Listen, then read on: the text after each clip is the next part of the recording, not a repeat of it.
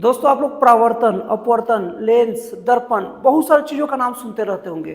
फिर लेंस में भी अवतल लेंस, उत्तल लेंस, दर्पण में भी अवतल दर्पण, उत्तल दर्पण, बहुत सारी चीज़ों का नाम आप लोग सुनते होंगे। दोस्तों मैं आप लोग के वीडियो में देखते रहिए, आप लोग को सब चीज़ क्लियर कर दूंगा कि परावर्तन क्या है, अपवर्तन क्या है, लेंस क्या है, दर्पण क्या है। ये सारा चीज़ इस वीडियो में अच्छे से आपका क्लियर हो जाएगा। दोस्तों अगर परावर्तन की बात करें तो परावर्तन का मतलब होता है अगर प्रकाश आए और टकरा कर वापस उसी माध्यम में रिटर्न हो जाए, जिधर से आया उधर से ही वापस चला गया, तो वो होता है परावर्तन।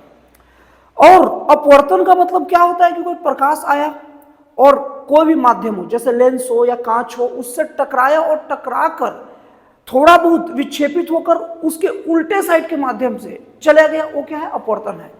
मतलब कि कोई प्रकाश आया और उससे टकरा कर और उसको पार कर गया, तब प्रकाश का अपवर्तन हुआ है। और प्रकाश आया, टकरा कर वापस उसी साइड लौट गया, तो क्या हुआ है? परावर्तन हुआ है।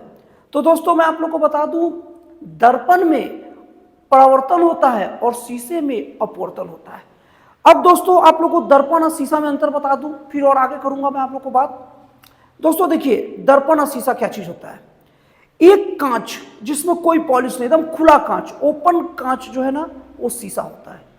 ठीक है, उसमें एक साइड से देखोगे तो दूसरे साइड चल जाएगा। जैसे उस साइड का आदमी हम लोग को दिखेगा तो समझ लो उधर का लाइट आ रहा है और माध्यम से टकरा कर हमारी ओर आ गया, तो आपको क्या हो रहा है? प्रकाश आर पार गुजर जा रहा है या प्रकाश का अपवर्तन ही हो रहा है। लेकिन अगर मान लो कांच के हम एक साइड में पॉलिश कर दें, अब एक साइड में पॉलिश हो जाएगा तो अब जो भी प्रकाश आएगा वो टकरा कर उल्टे साइड नहीं जा पाएगा, वो रिटर्न होकर वहीं से वापस हो जाएगा। तो यहां पर क्या हो जाएगा? प्रकाश का परावर्तन हो जाएगा। दोस्तों अब हम लोग दर्पण में भी नाम दो टाइप के दर्पण का सुनते होंगे, पहला अवतल दर्पण और दूसरा क्या है? उत्तल दर्पण। तो दोस्तों मैं आप लोग को अवतल दर्पण को बहुत अच्छे से समझाता हूं, आप भी इसे समझ जाएंगे एक ही बार में। जो आप बॉल देखते हैं ना, बैट बॉल खेलने वाला बॉल, वो मान लो बॉल ना टेनिस या कार्क का ना होकर वो बॉल एक कांच का है, और ऐसा कांच का जो अंदर क्या है? खोखला है।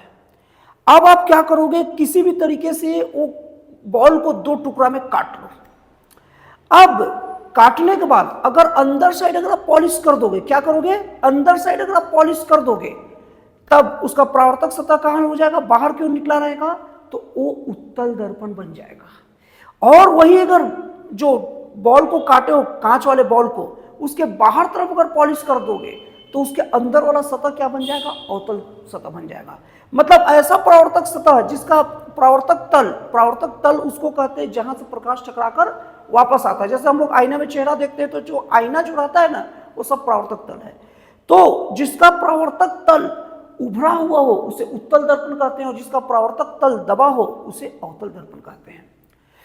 अब दोस्तों अवतल दर्पण, उत्तल दर्पण का बहुत सारा उपयोग होता है। अवतल दर्पण का उपयोग क्या होता है कि कोई भी छोटी वस्तु का इमेज बड़ा करके दिखाने में होता है।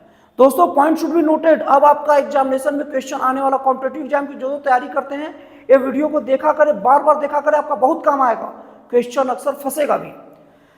दोस्तों अवतल दर्पण का यूज ऐसे चीजों को देखने के लिए करते हैं जो छोटे से बड़ा में देखना हो। छोटे से बड़ा में क्या देखना आता है?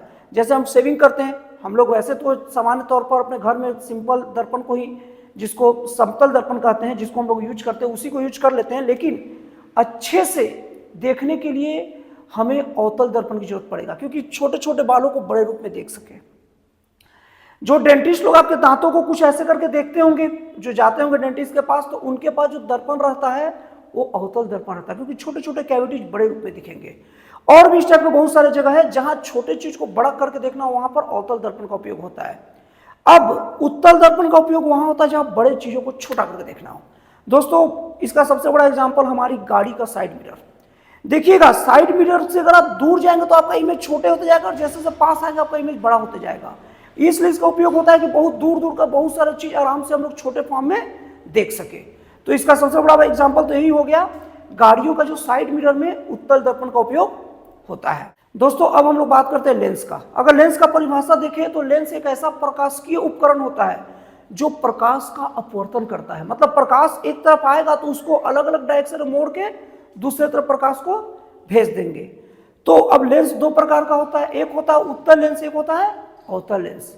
अब उत्तल लेंस अवतल लेंस का भी अलग अलग यूज होता है। दोस्तों उत्तल लेंस का सबसे बड़ा यूज तो हमारे आंखों के चश्मे में होता है। जिन लोगों को दूर की चीजें नहीं दिखती है वो उत्तल लेंस का उपयोग करते हैं, जिन लोगों को पास की चीजें नहीं दिखती वो अवतल लेंस का उपयोग करते हैं, और जिन लोगों को दोनों प्रॉब्लम होती है वो उभयोत्तल लेंस का उपयोग करते हैं, जो उत्तल अवतल लेंस का मिक्सचर होता है। तो दोस्तों मुझे उम्मीद वो है कि आप लोग को अब समझ में आ गया होगा कि लेंस क्या है, दर्पण क्या है, परावर्तन क्या है, अपवर्तन क्या है। और दोस्तों लगे हाथ आप लोग को एक और चीज बता दूं, हम लोग का जो दृष्टि जो होता है, दूर दृष्टि दोष जिसको है, इसका मतलब ये नहीं कि उसको दूर का चीज नहीं दिख रहा है। दूर दृष्टि दोष का मतलब होता है कि दूर का चीज तो साफ दिख रहा है, पास का चीज नहीं दिख रहा है। और निकट दृष्टि दोष का भी यही काम होता है कि निकट का प्रॉब्लम तो ठीक है, दूर का दिक्कत है। दोस्तों कॉम्पिटेटिव एग्जाम में अक्सर क्वेश्चन पूछा जाता है जिसको जनरली कंफ्यूजन की वजह से लोग उल्टा जवाब दे देते हैं। दूर दृष्टि दोष को ये सोच लेते हैं कि दूर का चीज में दिक्कत है, और निकट दृष्टि दोष को निकट की चीज में दिक्कत समझ लेते हैं। तो दोस्तों ये अच्छे से नोट कर लीजिएगा, एक कॉम्पिटेटिव एग्जामिनेशन में अक्सर आता है। तो दोस्तों मुझे उम्मीद है आप लोग लेंस, दर्पण, उत्तल लेंस, उत्तल दर्पण, अवतल लेंस, अवतल दर्पण, परावर्तन, अपवर्तन सब चीज आप लोग अच्छे से समझ गए होंगे। तो दोस्तों फिर मिलते हैं अगले वीडियो में एक जन कल्याणकारी और एक राष्ट्रवाद से प्रेरित नए विचारों के साथ।